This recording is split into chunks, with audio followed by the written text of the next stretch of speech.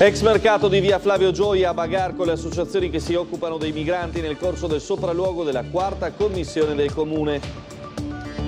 Abusi sessuali su minori, condanna annullata per l'ex allenatore 51enne del San Luigi Calcio, processo completamente da rifare. 5 passer arrestati in un mese dai carabinieri ai valichi confinari del Carso, trasportavano complessivamente 28 migranti. Furti e danneggiamenti ai campi 13 e 14 del cimitero di Sant'Anna. Il caso esplode con la serie di denunce in diretta nel corso di Sveglia Trieste. Logistica giuliana, quale futuro per i 20 lavoratori portuali dopo il passaggio da Arvedi ad Ala? L'USB teme la cassa integrazione. Prezzi al consumo a Trieste, impennata per il settore alberghiero e della ristorazione, cali invece rispetto allo scorso anno la bolletta energetica. Trieste Estate propone 3 mesi di eventi a partire dal 6 di giugno, la chicca nella programmazione estiva e il ritorno dell'opera al Castello di San Giusto con la Turandot. Buonasera e ben trovati a una nuova edizione del telegiornale serale di Tele4. Polemica fra maggioranza e opposizione, quest'ultima spalleggiata da una decina di cittadini e diversi esponenti di associazioni che si occupano di migranti in città per il sopralluogo all'ex bazar della stazione in via Flavio Gioia. Prima non si capiva chi potesse entrare. Poi alla fine c'è stato l'ingresso anche di parte dei rappresentanti delle associazioni e si è fatto il punto sullo stato dell'arte del fabbricato. Chi fate entrare con che criterio? Perché c'è scritto che è pubblico, no? C'è Linea d'Ombra, la Diaconia Valdese, ICS, International Rescue Committee. Stiamo aspettando, come dicevo prima, i rappresentanti delle associazioni. Siamo qua. Bene, dai, mettono il nome. Chiunque rappresenti un'associazione che è impegnata nella rotta balcanica, chiunque sia un giornalista, un fotografo, può entrare. Ma scusa, no? L'ha detto te? Quando te per i diritti e le libertà. Non far sceneggiate con me. Non sto facendo una sceneggiata. Allora, stiamo facendo una cosa. Facciamola, no? Ma è che non tutti sentono. Ma non si offenda, non faccia così. Non si offenda, non faccia una sceneggiata. Momenti di discussione questa mattina davanti all'ex mercato della stazione in occasione del sopralluogo organizzato dalla 4ª commissione consigliare per ispezionare i locali dell'ormai dismesso bazar. Da una parte il presidente della commissione Lorenzo Giorgi, appoggiato dalla maggioranza, dall'altro l'opposizione e un nutrito gruppo di cittadini e rappresentanti di associazioni che chiedevano di poter visitare quegli spazi anche in virtù del fatto che le commissioni comunali sono pubbliche e aperte a tutti. Lo stallo iniziale però è stato motivato dalla maggioranza che frenava l'ingresso di massa nell'ex mercato come una questione di sicurezza e ordine pubblico. Quegli spazi sono abbandonati da molti anni. Giorgi ha messo le mani avanti facendone una questione di responsabilità su un possibile accidente, che sia una persona che inciampa o qualche elemento interno che possa cagionare danno. Ma tant'è, alla fine commissari, giornalisti e una rappresentanza delle associazioni presenti stamane sono potuti entrare. Lo scenario è quello di un ambiente piuttosto ampio che si sviluppa per lo più in lunghezza, con un solido, almeno all'apparenza, soffitto in pietra. Sono presenti i cosiddetti funghi riscaldanti, ma sono fuori uso e non sono allacciate le utenze. Questo è uno stabile che non ha alcuna utenza che si luce scura, quindi bisogna sapere quanti entrano e quanti escono. In giro una serie di oggetti abbandonati e mucchietti di detriti, per lo più calcinacci, fanno da contorno alle installazioni che una volta erano i chioschi adibiti alla vendita di abiti e merce varia. Si tratta di strutture che con un po' di perizia si possono smontare e smaltire. Presente anche un vano di servizi igienici che però, come detto, non ha l'allacciamento idrico a norma. Mancando l'energia elettrica, questo ambiente si compone di tratti bui o in penombra, fatta salva l'area più vicina a via Flavio Gioia dove la luce penetra dai finestroni. Per questo luogo la richiesta dell'opposizione in comune, delle associazioni e dei cittadini impegnati a più livelli nell'accoglienza dei migranti della rotta balcanica, ma anche dei senzatetto della città, è quello di attrezzarlo per la creazione di un centro a bassa soglia che possa dar dignità a chi si ritrova senza un luogo dove dormire, in particolare i migranti accampati al Silos. E il sopralluogo odierno non ha fatto altro che amplificare le differenze di vedute sulla futura destinazione del ex mercato di via Flavio Gioia tra centrodestra e centrosinistra. Sentiamo. Dopo il sopralluogo della politica nell'ex area mercato della stazione, rimangono distanti le posizioni di maggioranza e opposizione sul possibile utilizzo di quei locali. Stando al centrodestra sarebbe opportuno valorizzare il sito con una destinazione commerciale o trovare un imprenditore interessato. Fratelli d'Italia è assolutamente contrario, quel posto va valorizzato. Teniamo presente che la città di Trieste oggi è appetibile anche per investitori stranieri, quindi va valorizzato e non va dato agli immigrati. Per gli immigrati ci saranno altre soluzioni. Per adesso Trieste invece, valutate le condizioni del luogo, l'ipotesi del centro di accoglienza è ancora più valido. Si tratta di una struttura sostanzialmente pronta all'uso, ci siamo veramente stupiti del livello di conservazione nonostante sia una struttura appunto inutilizzata da tempo e quindi che può essere facilmente attrezzata per il suo scopo, che dovrebbe essere quello di risolvere la situazione che invece continua a svolgersi a poche decine di metri da Via Gioia stessa, nel silo. Ed è stata la modalità di svolgimento del sopralluogo che non è proprio andata giù al centrodestra, che non ha gradito l'insistenza dei cittadini presenti e, racconta Medao, anche l'eccessiva agitazione da parte di qualcuno. Sono stati dei momenti piuttosto concitati, aggressivi, sicuramente pilotato, insomma, no? Non è che questi sono arrivati così, c'è stata poi tutta un'organizzazione dietro. È un po' dispiaciuto perché dal momento in cui era finita un po' la commissione, io ero lì a rispondere a domanda a due giornalisti, effettivamente un gruppo di ragazzi, dopo una mia risposta molto chiara, un signore mi ha spinto, l'altro mi tirava per la maglietta, io volevo poi fare un ringraziamento alla polizia locale e alla Digos che poi mi ha portato via da quella situazione. Al finire del tutto, Riccardo Laterza ne trae una conclusione prettamente politica. È stato altrettanto chiaro che questa cosa finora non si è fatta per la contrarietà politica, in particolare di un partito, di Fratelli d'Italia, che sul tema dell'immigrazione, anziché voler trovare delle soluzioni concrete, intende speculare dal punto di vista elettorale. È stato rimesso in libertà l'ex allenatore del San Luigi Calcio di Trieste, condannato in primo grado a 10 anni di reclusione per abusi sessuali ai danni dei giovanissimi calciatori. La sentenza di condanna è stata annullata e il processo è completamente da rifare.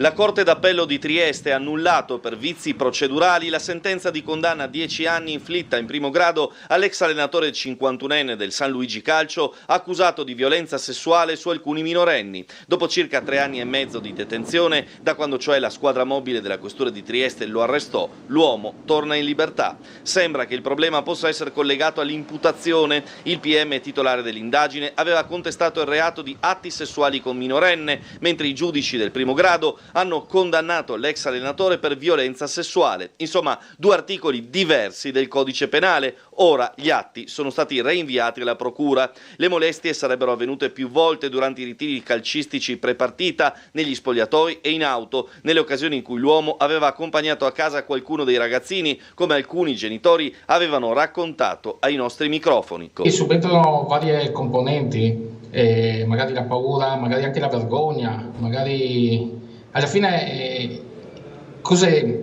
il brutto è che un educatore che gode della fiducia anche del bambino, no? Il sostituto procuratore generale Carlo Sciavicco aveva chiesto la conferma della sentenza di primo grado. Gli atti dovranno ora essere trasmessi alla procura, che imbastirà un nuovo procedimento. Intanto però, come detto, all'allenatore sono stati revocati gli arresti domiciliari. Il 51enne era stato arrestato nel gennaio 2021 dagli agenti della squadra mobile che avevano eseguito un provvedimento di custodia cautelare emesso dal GIP del Tribunale di Trieste.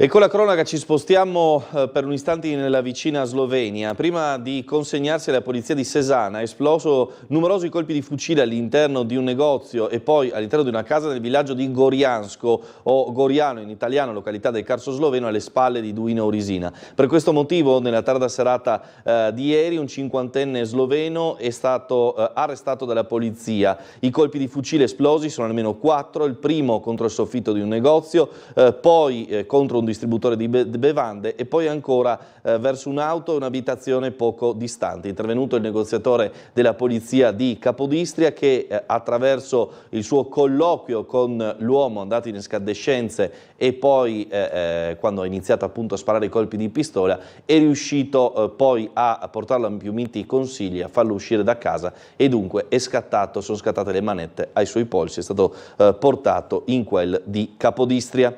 Restiamo sul Carso, 5 passer sono stati arrestati nel corso degli ultimi 30 giorni dai carabinieri, 28 i migranti trasportati, tutti i veicoli fermati ai valichi di frontiera sono stati sottoposti a sequestro.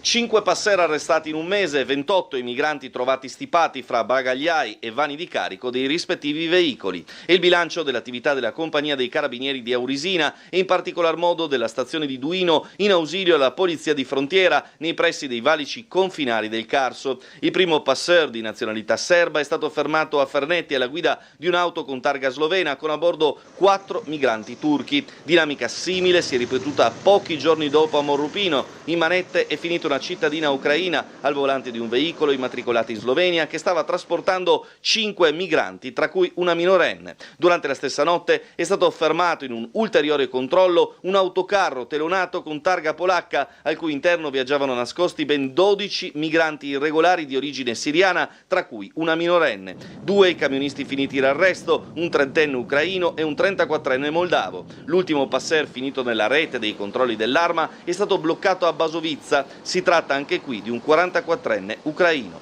Viaggiava a bordo di un'auto con targa polacca e stipati all'interno in condizioni deprecabili, trasportava una famiglia turca composta da 7 persone. Tutti i passer sono stati arrestati e condotti presso la casa circondariale di Trieste, messi a disposizione dell'autorità giudiziaria e rischiano ora una pena dai 2 ai 6 anni di reclusione, sotto sequestro tutti i veicoli utilizzati. Furti e danneggiamenti alle tombe del cimitero di Sant'Anna, è questa la denuncia di alcuni telespettatori di Tele4 che sono intervenuti nel corso della nostra trasmissione mattutina Sveglia Trieste. Tra i fatti più esecrabili il furto, la sparizione delle foto da parecchie tombe, delle foto dei defunti naturalmente. Sentiamo. Il cimitero, sì? Mi sa dire qualcosa del cimitero? Che hanno trovato rotto le tombe e tutto buttate all'aria nel campo 14, 15, 13. Cosa succede? Anche lì fanno business, cosa fanno? Entra dentro delinquenti, fanno anche queste cose lì. Mi allaccio alla telefonata di poc'anzi riguardo ai danni che il cimitero di Sant'Anna sta subendo nei campi numero 13 e nel campo numero 14. Ho già chiamato ieri. Atti di vandalismo e furti all'interno del cimitero di Sant'Anna. Queste le segnalazioni di oggi all'interno di Sveglia Trieste, ma il tema era già emerso negli ultimi giorni, in particolare per quanto riguarda i campi 13 e 14. Secondo quanto riferito dai nostri telespettatori, sono stati asportati alcuni vasi per i fiori e sono state staccate le fotografie di alcune persone defunte dagli appositi espositori metallici. È già da molto tempo che va avanti questa storia e vengono tolte le foto e buttate in giro per i campi e sulle altre tombe e vengono tolti i portafiori. Una situazione che ha contrariato non poco coloro che si recano al cimitero in visita ai propri cari, anche perché questi episodi si ripeterebbero ormai da tempo. Ho parlato con gli addetti sono al corrente e sanno praticamente quasi chi sia, solamente hanno detto è una persona un po', dicono loro, squilibrata, insomma che non sta bene con la testa, ovviamente. Dagli uffici dei servizi cimiteriali arriva la conferma di periodici episodi di furti e vandalismi all'interno del cimitero che vengono prontamente segnalati alla Cegas per la risistemazione. Dal canto suo l'assessorato alla sicurezza e polizia locale conferma le segnalazioni sulle quali è già stata inoltrata denuncia all'autorità giudiziaria. E questa sera torna Ring in studio con Ferdinando Avarino a partire dalle 21:10 i suoi ospiti, ma soprattutto c'è questo sondaggio. Super bonus, i crediti pagati in 10 anni, giusto? Il sì e il no ai rispettivi numeri di telefono. Cambia ancora la legge del super bonus per garantire la tenuta dei conti. I crediti ritornano ai cittadini spalmati su 10 anni e non più su 5, come vuole il ministro Giorgetti, ma si apre lo scontro con Forza Italia. Si parlerà naturalmente anche di questo questa sera alle 21:10 a Ring, i numeri di telefono 0422 16 26 691 per il sì, per il no 0422 16 26 690. Proseguiamo proprio con la politica. Azione ha presentato la campagna per le elezioni europee insieme ai candidati del Nord-Est, presente anche il vice segretario nazionale Ettore Rosato. più Europa, perché ne abbiamo bisogno. Qui nelle zone di confine sappiamo cosa ha significato l'apertura ai paesi vicini, la costruzione di un rapporto serio con chi è vicino a noi, la costruzione di un'Europa che sia più forte, più efficace, più capace di combattere i pericoli di questo tempo. Abbiamo una guerra a qualche centinaio di chilometri da noi. Verso il voto europeo, Ettore Rosato, nella veste di vice segretario nazionale, lancia così la campagna elettorale di Azione anche nella sua Trieste, e sulla sospensione di Schengen in atto in questo periodo proprio sui nostri confini il deputato esprime un auspicio. Ma io penso che sia una fase limitata, che deve essere limitata sempre, e dobbiamo trovare le modalità per la collaborazione con i paesi confinanti per evitare che ci sia un confine interno tra i nostri paesi. Bisogna rafforzare le frontiere esterne all'Unione Europea, che siano quelle a sud, cioè quelle sul Mediterraneo, per impedire che ci siano flussi clandestini che fanno male soprattutto e prima di tutto a chi attraversa un mare pericoloso, e poi anche i flussi che attraversano la rotta balcanica. Al Caffè San Marco i candidati del Nord-Est per la lista Siamo Europa, con in testa Elena Bonetti, sono stati introdotti questa mattina dai segretari provinciale e regionale del partito di Carlo Calenda, Arturo Governa e Daniela Rossetti. Poi io faccio una battuta, non voglio che il Nord-Est sia come la Juventus che vince lo scudetto ma poi non punta alla Champions League.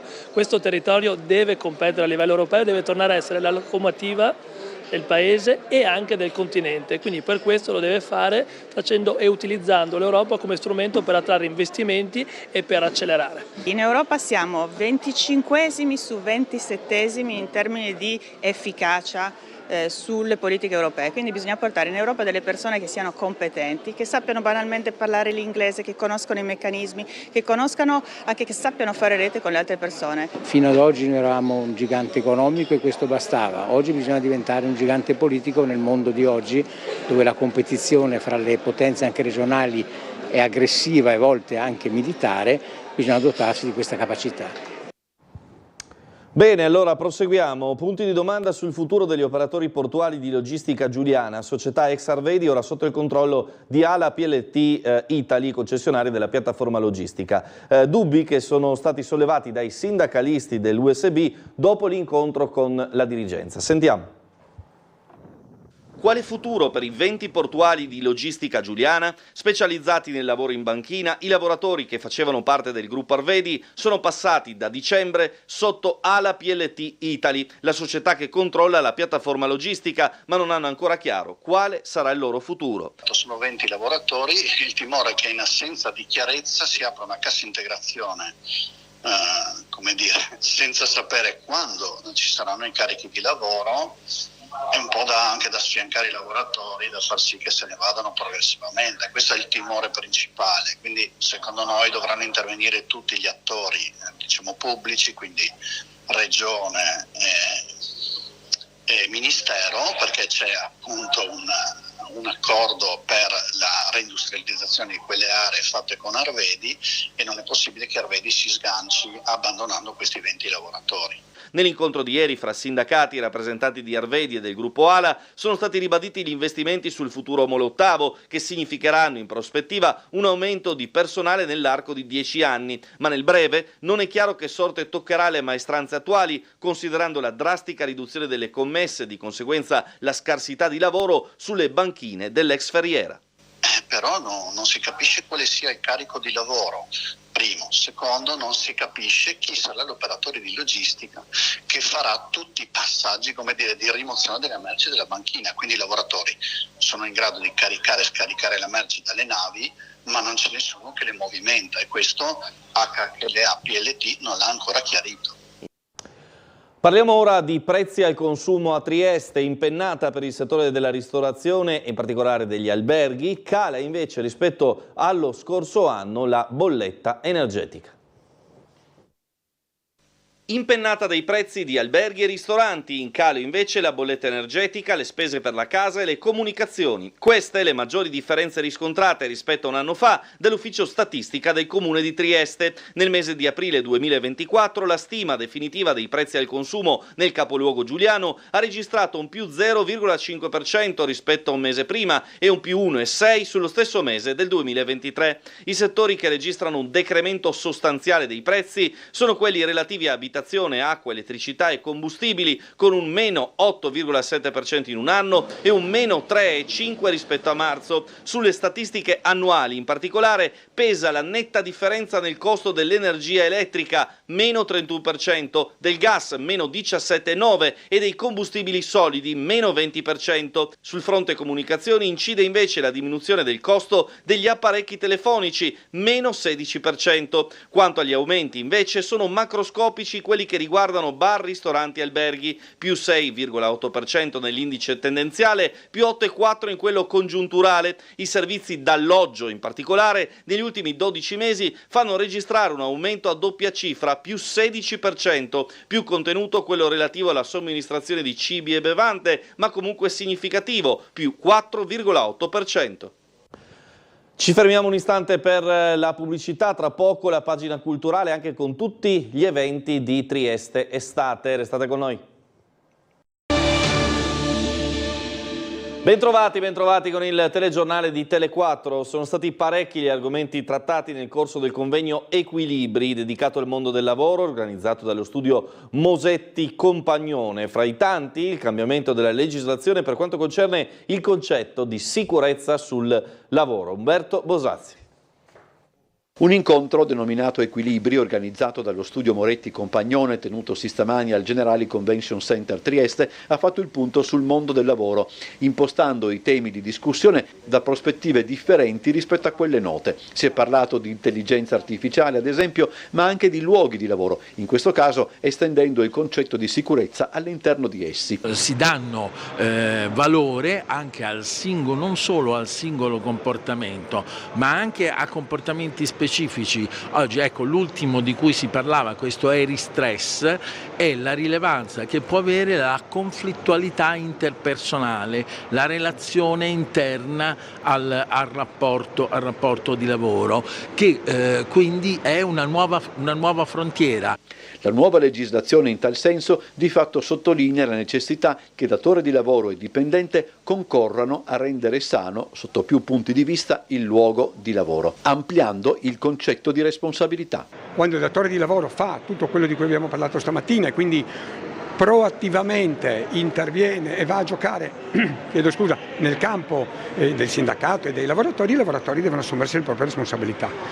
Citavo prima l'articolo 20 del decreto legislativo 81 del 2008 che in tema di sicurezza dice il lavoratore deve prendersi cura della propria sicurezza. Ora, se io faccio tutto, insegno, spiego, do i DPI e il lavoratore poi superficialmente non capisce, non ha la coscienza, la cultura di capirlo, ecco che allora il lavoratore giustamente deve essere ritenuto il vero responsabile. Trieste Estate 2024. Trieste Estate, il cartellone di spettacoli estivi è stato presentato oggi dal 6 giugno al 18 settembre, musica, teatro e tanto altro nelle piazze della città e nei musei. Ma come punta di diamante c'è il ritorno dell'opera al Castello di San Giusto con la Turandot. Oltre 260 spettacoli, 30 in più rispetto alla scorsa edizione, 101 giorni di programmazione dal 6 giugno al 18 settembre, 40 location comprese le piazze e i giardini dove avrà luogo la rassegna fuori centro giunta alla seconda edizione. Dovendo sintetizzare Trieste Estate 2024, il cui programma è stato presentato oggi in Sala Luttazzi, è meglio affidarsi ai numeri, già che elencare gli appuntamenti che coinvolgono tutte le realtà presenti sul territorio impiegherebbe davvero troppo spazio.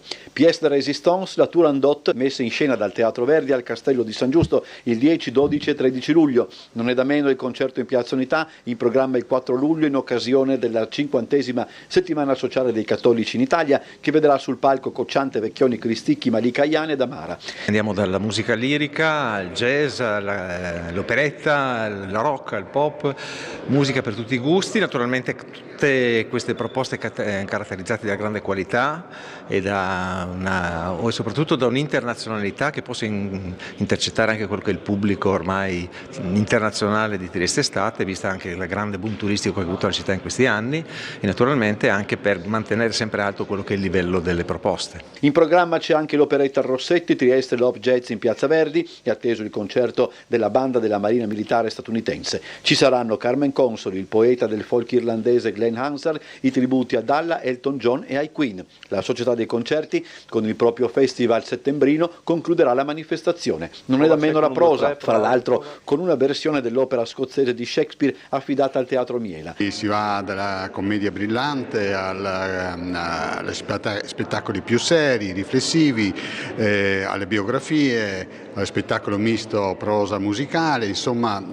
ce n'è per tutti i gusti. Ci sarà il cinema con lo Shorts International Film Festival e la rassegna Cinema Nord-Est. Arriverà a Trieste anche Dan Peterson con una conferenza Vincere e giocare, mentre torna il ciclo di incontri Archeologia di sera al Museo Winkelmann, uno spazio che vedrà ampliati i posti a disposizione, così come il giardino del Museo Sartorio. Il Comune ha impegnato un budget pari a €1 milione, parte del quale proviene dalla tassa di soggiorno. Trieste Estate 2024 si propone, secondo l'assessore Rossi, come un punto fermo dopo il quale partirà la spesso annunciata riconsiderazione del settore cultura. E dobbiamo soprattutto mettere a posto quello che manca delle nostre strutture museali. San Giusto, il Revoltella, il D'Enriquez devono essere dei luoghi assolutamente accoglienti, come vediamo nei grandi musei internazionali, quindi con ingressi, con bookshop, con attività anche di ristorazione e accoglienza.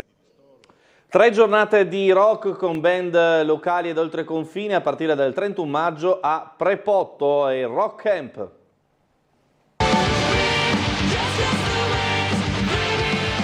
Prepotto, 31 maggio, questa è la maglietta dell'anno scorso, se volete vengo in studio, vi regalo un'altra, Umberto, dell'edizione di quest'anno, 31 maggio, venerdì, sabato 1 giugno e domenica 2 giugno a Prepotto a Duino Orisina. 23 band, adesso a memoria non te le cito tutte, principalmente ho citato quelle più grosse, ma poi avremo manifestazioni con i Rocking Dogs, Agility Dogs, l'Università dei Cani, avremo le ragazze del pole dancer, abbiamo tante associazioni che collaborano con noi, per cui venite, è un festival aperto alle famiglie e a tutti. La quinta edizione del Rock Camp si preannuncia molto interessante, band locali, gruppi provenienti dall'estero e headliner come i corregionali Elven King e i triestini Sineresi animeranno la 3 giorni di evento che includerà numerose attività, i mercatini e angoli con le specialità alimentari locali.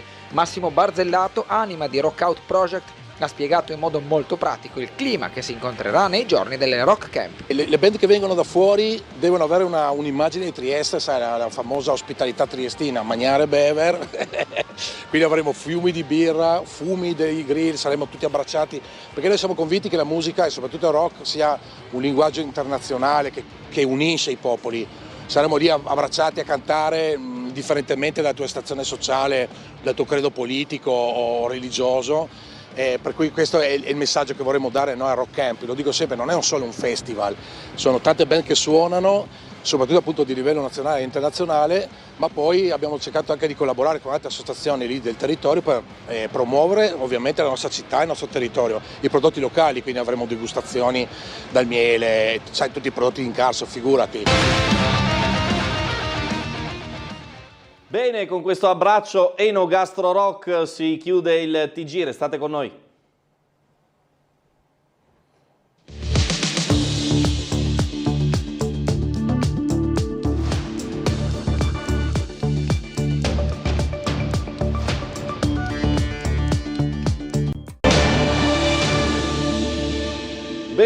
Bentrovati, insieme con noi il nostro amico opinionista Andrea Blau. Ciao Andrea, ben trovato, buonasera. Buonasera Marco, buonasera a tutti a casa. Sono appena stato chiamato e definito opinionista. Opinionista, sì. Ne sono felicissimo, grazie.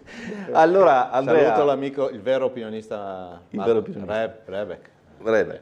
Allora, intelligenza artificiale, i rimorsi della scienza. Di intelligenza artificiale ultimamente si parla tantissimo, anche con iniziative, diciamo così, di regolamentazione, la Carta di Trieste che è stata siglata la scorsa settimana. Insomma, si parla di tutta una serie di potenzialità, di limiti, di perplessità su questo strumento che è destinato, diciamo così, a invadere molti aspetti della nostra vita, da quello che almeno io ho capito, che ne capisco poco.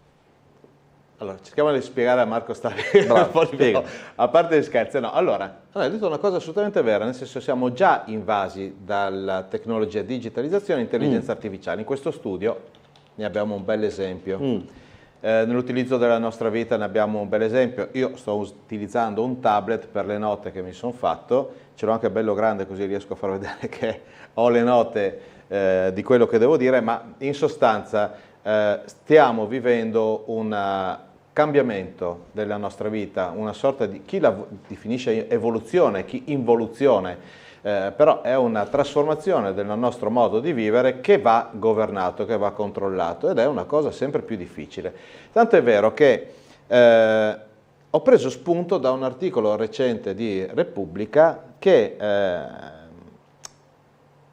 segnalava, raccontava l'esternazione di uno dei più grandi esperti di gestione dell'intelligenza artificiale, fondatore della DeepMind nel 2010, che è stato uno dei laboratori più avanzati di elaborazione di laboratori appunto di intelligenza artificiale, tanto è vero che è stato acquistato da Google, da eccetera eccetera. Oggi responsabile di intelligenza artificiale in Microsoft. Cosa dice? Attenzione, perché rischiamo di non controllarla più. Adesso, per carità, nel suo messaggio ho paura, per carità, non segue, spero, Tele4 su quello che dico io, il signor Suleiman probabilmente non lo sentirà, lo spero, però lui ha detto una cosa. Quello che noi non riusciamo a controllare, dobbiamo controllarlo inserendo elementi di intelligenza artificiale che controllino su larga scala. Mi sembra un po' una contraddizione, cioè dire che l'intelligenza artificiale non è controllabile, quindi dobbiamo lavorare su un aspetto di intelligenza artificiale che controlli l'intelligenza artificiale, vuol dire noi usciamo di scena, andiamo a perderci qualcosa, intanto le macchine si arrangiano. A parte è una cosa che penso probabilmente sia una provocazione o forse addirittura una sponsorizzazione dell'intelligenza artificiale, forse un po' troppo spinta, perché dire che siamo in pericolo, in balia dell'intelligenza artificiale, del suo utilizzo, e che solo l'intelligenza artificiale ci può salvare o comunque avere un utilizzo positivo, mi sembra quasi una sponsorizzazione dell'intelligenza artificiale stessa. Facciamo un passo indietro. L'intelligenza artificiale cos'è? Cioè, perché ci sta condizionando? Perché ormai tutti navighiamo in internet. Nel momento in cui siamo in internet vediamo delle cose, scegliamo delle cose, ormai tutti acquistiamo, a parte Marco Stabile, acquistiamo su internet. Nel momento in cui noi scegliamo, facciamo delle scelte su internet, veniamo profilati. Certo. In alcuni casi decidiamo di non essere profilati, però in alcuni casi potremmo non essere in grado di capire che invece ci stanno profilando. Profilando vuol dire che colore ti piace, in che momento entri sul computer, quando sei più attivo, che film ti piacciono, di che religione sei, che indirizzo politico hai, ma non perché io vado a ricercare ma sulla base di quello che faccio lei. Quindi sostanzialmente l'intelligenza artificiale è in grado di recuperare enormi mole di dati e di indirizzare poi anche i tuoi acquisti, perché ovviamente le volte dopo che accenderai il browser, questo ti indirizzerà verso cose che sono più attraenti per te, che è più probabile che poi acquisti. Esatto. E questa è la parte, diciamo così, più commerciale, quindi anche più tutto sommato meno pericolosa. Il tema è quando l'intelligenza artificiale inizia a fare lavori tipici dell'intelligenza umana, e lì possono esserci dei problemi. Non vado a scenari apocalittici, perché se uno ripensa a un blockbuster come Matrix, tutto partiva dall'intelligenza artificiale. Eravamo in un momento in cui di intelligenza artificiale non si parlava tanti anni fa, e poi dice lo scenario apocalittico, le macchine al posto degli uomini, gli uomini che diventano batterie, no? Questo è un po' uno scenario apocalittico. Per il momento tanto sull'online è basato su questo. Il tema è dove può andare l'intelligenza artificiale, perché ho scritto banalmente su un motore di ricerca e dice quali lavori spariranno con l'intelligenza artificiale. Dice lavapiatti, addetti alla manutenzione autostradale, questi sono già quasi spariti, falegnami, chi lavora nel mondo tessile, eccetera, eccetera, eccetera. Questi sono esempi di lavori manuali.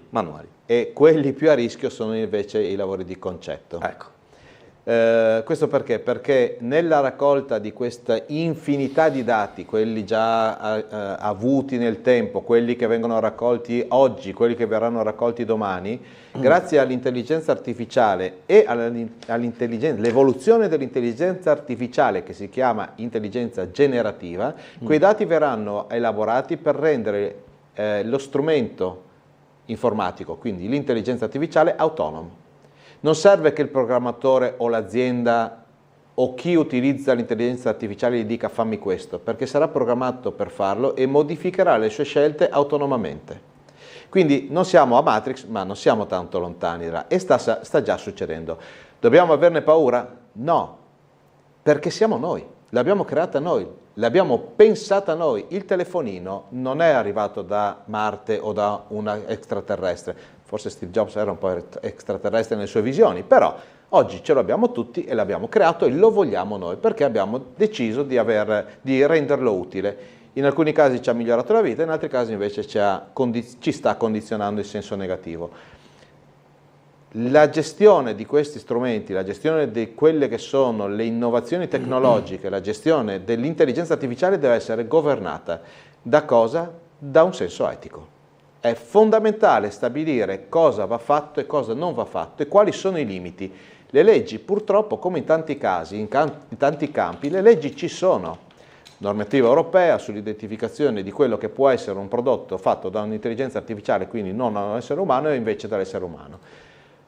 Non basta, perché gli abusi ci sono sempre stati in tutti i campi. Certo. Quindi bisogna cercare di arrivare invece al produttore, non all'utilizzatore. Ecco perché nasce per esempio la Carta di Trieste, ne abbiamo parlato la scorsa settimana, delle linee guida per lo sviluppo dell'intelligenza artificiale, promossa proprio da Trieste nel corso di uno degli appuntamenti promossi da Don Ettore Malnati insieme a giornalisti, ad associazioni, 10 articoli che danno una base, diciamo così, per quelle che potrebbero essere diciamo così, il recinto entro cui questa intelligenza artificiale deve muoversi senza oltrepassarlo. C'è da dire però che, leggendo una risposta proprio ancora di un motore di ricerca, dice no, perché l'intelligenza artificiale non può sostituire l'uomo. Non va dimenticato che non può sostituire l'uomo in quanto la sua stessa esistenza è strettamente legata all'intelligenza creativa che la elabora. Ma la domanda è, nel momento in cui tu trovi uno schema informatico per permettere all'intelligenza artificiale di, virgolette, pensare fuori gli schemi, quindi di diventare creativa, il gioco è fatto. Sì, quello che si sbaglia oggi è definire la parola intelligenza, no? Si pensa che l'intelligenza artificiale sia una persona finta. No, è una elaborazione di dati autonoma. Purtroppo anche addetti ai lavori definiscono l'intelligenza artificiale un termine sbagliato perché l'intelligenza è una prerogativa umana. No, il sentimento, l'emozione sono prerogative umane, l'intelligenza in questo caso è evidente, non è così. Sì, nasce dall'essere umano, ma l'essere umano sta creando un prodotto che rischia di superarlo e per questo deve essere gestito. Lo supera già nella velocità. Nel mondo del lavoro, per esempio, strumenti tecnologici hanno una velocità di elaborazione, mi vengono in mente le aziende predittive, cioè quelle che grazie all'intelligenza artificiale riescono a dare una previsione di gestione della loro impresa. Beh, quel tipo di gestione ha una velocità tale che mette a disagio l'essere umano. Guardiamo questo articolo di Repubblica. Geoffrey Hinton lascia Google, è il padrino dell'intelligenza artificiale così definito, si è licenziato dopo 10 anni di lavoro a Mountain View. Voglio poter parlare dei pericoli dell'intelligenza artificiale liberamente, questo è il suo concetto per cui se ne è andato. La sua è la seconda voce autorevole in un mese che ipotizza che le intelligenze artificiali potrebbero ucciderci tutti. 2 maggio 2023 risale questo articolo, quindi un anno fa, cioè chi sostanzialmente quell'intelligenza artificiale in qualche modo ha contribuito a diventarla. Sì, va detto che questo segnale dell'uccisione, io immagino sia un'immagine figurativa, cioè un'indicazione figurativa, nel suo immaginario un rischio di subire l'intelligenza artificiale, non di sopperire fisicamente all'intelligenza artificiale. È vero che in contrasto a quello che dice chi ha sviluppato l'intelligenza artificiale ci sono gli utilizzatori, chi li utilizza per questioni di lavoro e ne parlano bene, però dobbiamo trovare una sintesi. Un regolamento come quello di Trieste è un inizio, attenzione a non fermarsi su quelle regole. Stiamo cambiando a una velocità talmente tale che il rischio è di avere una cosa fatta ieri vecchia domani. Negli ultimi mesi l'intelligenza artificiale ha avuto sviluppi impressionanti. Figurarsi se noi incominciamo a fare un regolamento, a ragionare su quello che è una soluzione oggi che vada bene per i prossimi anni. Abbiamo già perso rispetto ai tempi dell'intelligenza artificiale e del suo utilizzo. Quello che è stato detto in quell'articolo è vero, perché l'intelligenza artificiale rischia di schiacciarci, di condizionarci al punto tale di essere una parte limitata nell'esistenza dell'essere umano. Cioè, stiamo imparando ad utilizzare l'intelligenza artificiale in cose che ci sostituiscono, per esempio nel mondo del giornalismo, un articolo fatto dall'intelligenza artificiale. Certo. E questa è una cosa pericolosissima, le idee non possono essere artificiali, o meglio, possono essere artificiali se vengono elaborate quelle vere. Mi viene in mente la causa che ha fatto il New York Post, il Post, adesso non mi ricordo la testata di New York, ha fatto una causa a OpenAI perché utilizzava gli articoli dei giornalisti per arricchire l'intelligenza artificiale di proprietà per poter fare giornalismo con l'intelligenza artificiale.